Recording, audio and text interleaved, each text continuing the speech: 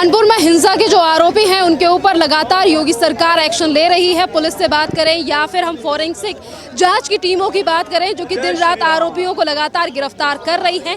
इसी की गिरफ्तारी और कार्रवाई को लेकर आज असदुद्दीन का एक बयान सामने आया है जो कि एआईएम के चीफ हैं। उन्होंने कहा है कि देश के कई राज्यों में मुसलमानों को प्रताड़ित किया जा रहा है। जनता की क्या राय है ये जानते हैं। सर, किस तरीके से देख रहे हैं? असदुद्दीन ओवैसी कह रहे हैं कि देश के अलग अलग राज्यों में मुसलमानों को प्रताड़ित किया जा रहा है। ये उनकी छोटी सोच है, बचकानी सोच है।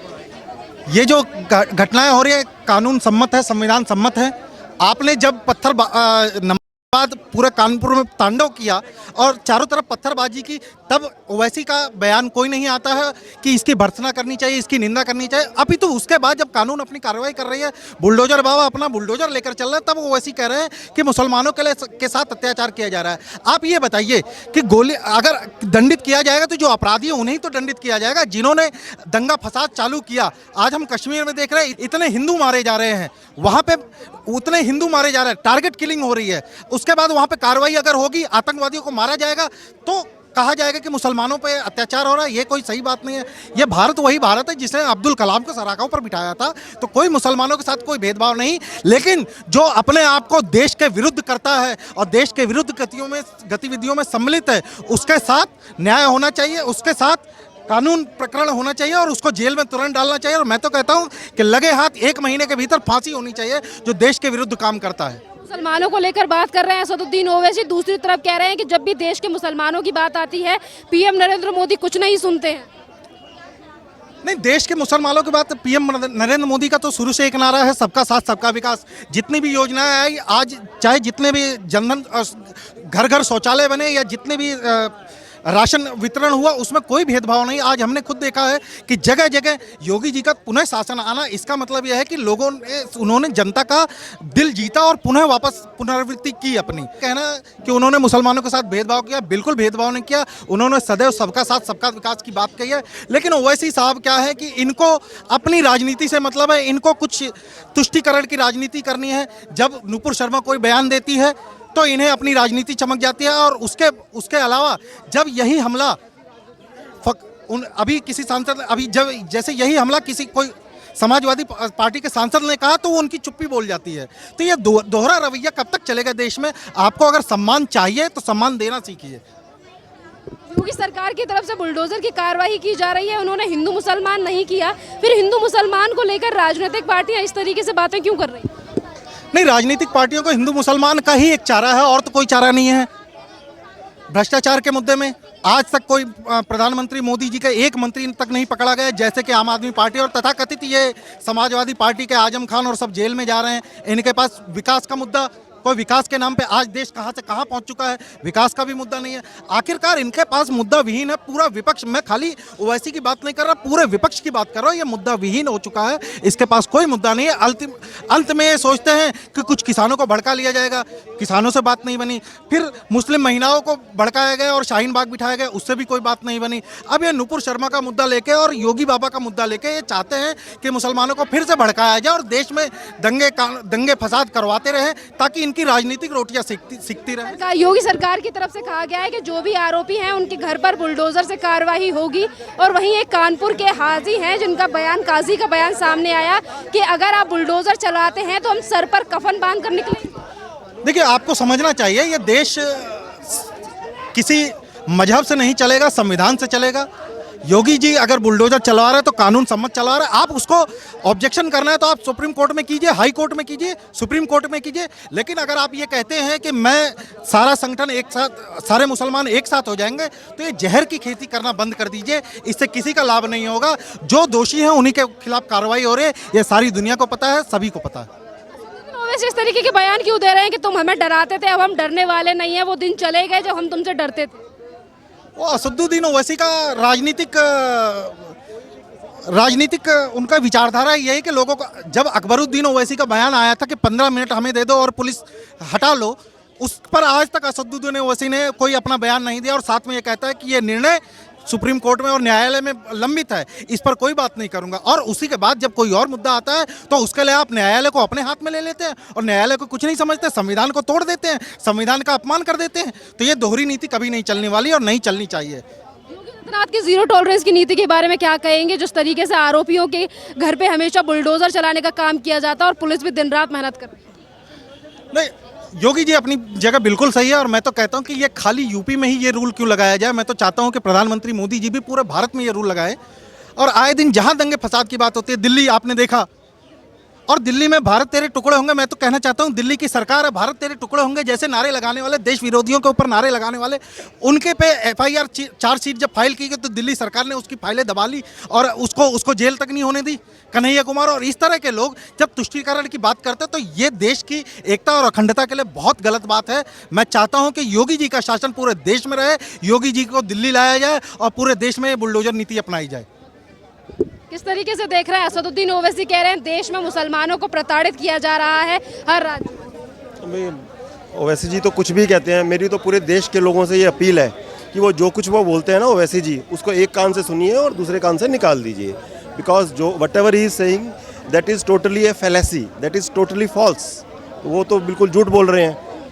वो ऐसे तो ये बकवास भी की जाती है कि डरा हुआ है, कहीं से दिखता है आपको डरा हुआ है? कहीं से भी नहीं है। गंगा जमुनी तहजीब की बात की जाती है, कहाँ से गंगा जमुनी तहजीब? हमेशा हिंदू लोगों को ही दबाया जाता है हर चीज़ के अंदर। तरीके से कानपुर में दंगे किए गए, आज अगर कार्रवाई की जा रही है तो हिंदू मुसलमान क्यों लाया जा रहा है बीच में? इसलिए लाया जा रहा है क्योंकि जो गलत आदमी है, जिसको पता है कि मैं गलत हूँ, मैं अपराधी हूँ, मेरे जो मेरे साथ के लोग हैं, मेरे पक्ष के लोग अपराधी हैं, तो अगर वो ढंग की बात करेगा तो उसको कहना पड़ेगा हाँ मैं पापी हूँ, अपराधी हूँ, मुझे जेल भेज दो, मेरे लोगों को फांसी पे चढ़ा दो। तो ऐसा तो वो कहने वाले हैं नहीं। इतने शरीफ होते तो आज ये समस्या इतनी बड़ी होती नहीं इन लोगों के जो द्वारा उत्पन्न की हुई। सीधी सी बात यही है कि भाई ऐसी तरह की बकवास की जाती है जिससे मुद्दों से देश का ध्यान भटकाया जा सके कि ये अत्याचार हो रहा है, ये हो रहा है तो फिर आप कोर्ट का सहारा लीजिए, न्यायालय में जाइए, पता चल जाएगा। दूध का दूध और पानी का पानी हो जाएगा। जब तो नानी याद आ जाएगी। इन्हें भी पता है कि अगर कोर्ट से इन्वेस्टिगेशन हुआ तो और गहराई में जाएगी बात, तो इनको और लेने के देने पड़ेंगे, इसीलिए वो ऐसा बोल रहे हैं। मैं और लोगों से बात करती हूँ कि उनका इस पूरे मामले पे। सर ये बताइए, जिस तरीके से उत्तर प्रदेश में कानपुर में कार्रवाई की जा रही है उत्तर प्रदेश सरकार की तरफ से, असदुद्दीन ओवैसी कह रहे हैं देश के राज्यों में मुसलमानों को प्रताड़ित किया जा रहा है, उनके ही घर पे बुलडोजर से कार्रवाई क्यों की जा रही है? देखिए, ऐसी कोई बात नहीं है। लंबे समय तक तुष्टीकरण की राजनीति हमारे देश में चली और ऐसे जो अपराधी तत्व हैं और असामाजिक तत्व हैं उन पे कोई भी कार्रवाई नहीं होती थी। लेकिन अब कानून का राज स्थापित हो रहा है, यूपी में तो हो ही गया है, और योगी महाराज जी के शासन में किसी को भी असामाजिक कार्य करने की अनुमति नहीं है। किसी भी चीज़ का बहाना बना के कि किसी एक व्यक्ति ने क्या बयान दे दिया, कानून किसी को अधिकार नहीं देता कि वो कानून अपने हाथ में लेके और दंगा करें, दूसरों को प्रताड़ित करें और भावनाओं को भड़का के किसी तरह का खेल खेला जाए। तो राजनीतिज्ञ जो हैं उनसे भी अपील है कि वो इस प्रकार की अनर्गल बातें ना करें। अगर नुपुर शर्मा के बयान से किसी को कोई आपत्ति है तो कानून के तहत उस पर जो कार्रवाई है वो हो सकती है। लेकिन आप देखिए के बाद जस्ट खत्म होने के बाद इस तरह का दंगा होना अपने आप में बहुत ही शर्मनाक है, और ऐसी असामाजिक और दंगा वाली का प्रवृत्ति जो है अब भारत में नहीं चलने वाली है। तो उन पर कार्रवाई हो रही है और होनी ही चाहिए। एक बात बताइए सर, अगर जिस तरीके से कार्रवाई की जा रही है कानपुर में दंगाइयों के ऊपर, असदुद्दीन ओवैसी कह रहे हैं कि वो समय चला गया जब हम तुमसे डरते थे, अब हम तुमसे डरते नहीं हैं। आखिरकार किसने डराया असदुद्दीन ओवैसी? देखिए, भारत में संविधान है, कानून का राज है, सभी लोग मिलजुल के खुशी से सुखी से रह सकते हैं। तो ना किसी को डरने की ज़रूरत है, ना किसी को डराने की ज़रूरत है। और ओवैसी जी जिस प्रकार के लगातार बयान देते रहे हैं, हम सब जानते हैं वो किस प्रकार से लोगों की भावनाओं को भड़का रहे हैं। तो अब उनकी ये बात बिल्कुल नहीं चलने वाली। यहाँ ना किसी को डर है, ना डरना चाहिए। लेकिन जो भी असामाजिक कार्य करेगा, राष्ट्र विरोधी कार्य करेगा, दंगा करेगा, उसके ऊपर सरकार कार्रवाई करेगी और उनको डरना ही चाहिए। और ये कार्रवाई बिल्कुल सही है और सब लोगों के सामने अब सच्चाई खुल के सामने आती है। मैं आप लोगों को भी धन्यवाद दूंगा। मैं आपका चैनल भी फॉलो करता हूं कि लगातार आप लोग मुद्दे उठाते रहते हैं और इसी प्रकार से सोशल मीडिया और दूसरा मीडिया सच को दिखाते रहते हैं। तो जनता के सामने सच है, कानून सबके लिए बराबर है, हम लगातार कहते रहे हैं। तो असदुद्दीन ओवैसी जी से मेरा अनुरोध है कि ऐसी बातें ना करें। और सबसे ज़्यादा मैं एक बात और कहूँगा कि अपने समाज का सबसे बड़ा नुकसान ऐसे ही नेता करते हैं जो अपने समाज के गलत चीज़ों को उसका समर्थन करते हैं और उनके फेवर में बातें बोलते हैं। उनको तो समाज को बोलना चाहिए, खुद पढ़े लिखे बैरिस्टर हैं, कानूनविद हैं, वो कानून जानते हैं, तो उनको ये बोलना चाहिए कि भाई किसी को भी कानून को हाथ लेने का अधिकार नहीं है। और अगर कोई भी कानून को हाथ में लेगा तो मुझे लगता है पूरे भारत में और ख़ासकर उत्तर प्रदेश में कार्रवाई होगी और सही कार्रवाई की जा रही है। सरकार अगर जीरो टॉलरेंस की नीति पर काम कर रही है तो बार बार पे ये चीजें क्यों कही जाती हैं कि हिंदू मुसलमान को देखकर योगी सरकार कार्रवाई कर रही है? क्या लोगों को लगा है इस तरीके की चीजें? आप क्या सोचते हैं? देखिए, योगी बाबा जी का जो कार्यकाल है, पिछला कार्यकाल भी हमने देखा कि उन्होंने ऐसा कोई भेदभाव नहीं किया। जो असामाजिक और क्रिमिनल तत्व थे, वो चाहे किसी भी धर्म और समाज के थे, उनके ऊपर कार्रवाई की गई। और जब कानपुर में पुलिस के ऊपर गोलियां चलाई थी तो उस वक्त भी जो इनकाउंटर पुलिस ने किया था उसमें भी ऐसे ही सवाल उठे थे कि ब्राह्मणों के खिलाफ जो है योगी सरकार काम कर रही है। तो ऐसा कुछ भी नहीं है। किसी को भी किसी भी प्रकार की चिंता और परेशानी नहीं होनी चाहिए। लेकिन कोई भी अगर सामाजिक कार्य करता है, राष्ट्र विरोधी कार्य करता है, तो उस पर कार्रवाई होगी। और मेरे ख्याल से भारत की जनता इस बात के लिए योगी सरकार को साधुवाद देती है। इस तरीके से देख रहे हैं सीएम योगी आदित्यनाथ जिस तरीके से कानपुर के दंगे के आरोपियों के ऊपर कार्रवाई कर रहे हैं। असदुद्दीन ओवैसी का कहना है कि मुसलमानों को प्रताड़ित किया जा रहा है देश के राज्यों में। देखिए, उनके बारे में मैं कुछ नहीं कहना चाहूँगा। वो अपनी बात और उनके विचारधारा वो नफरत की उसमें बढ़ाने में। और जो बात है, जो दंगाई है, उसमें ना हिंदू है ना मुस्लिम है। जिसने पत्थर बजाए हैं उन पे कार्रवाई हो रही है, जिन्होंने तोड़ फोड़ की है उन पे कार्रवाई, किसी उस पर नहीं हो रहा। और जो ये बात कर रहे हैं एक देश की अखंडता को खराब करने के लिए, ऐसा माहौल का क्रिएट ना करें। आप एक संवैधानिक पद पर बैठे, आप ऐसी बातें ना करें। किसी को टारगेट नहीं किया जा रहा। हिंदू ने पथराव नहीं बचाया तो हिंदू के ऊपर कार्रवाई नहीं दो। आप हिंदू मुस्लिम क्यों करते हैं? आप एक संवैधानिक बात करो। आप इतने बड़े फॉलोअर बन रहे तो आप अपने बच्चों को समझाएं।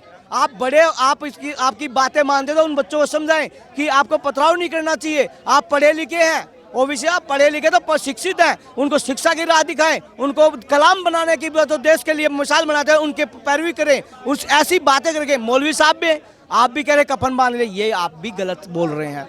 मेरी नज़र से गलत है।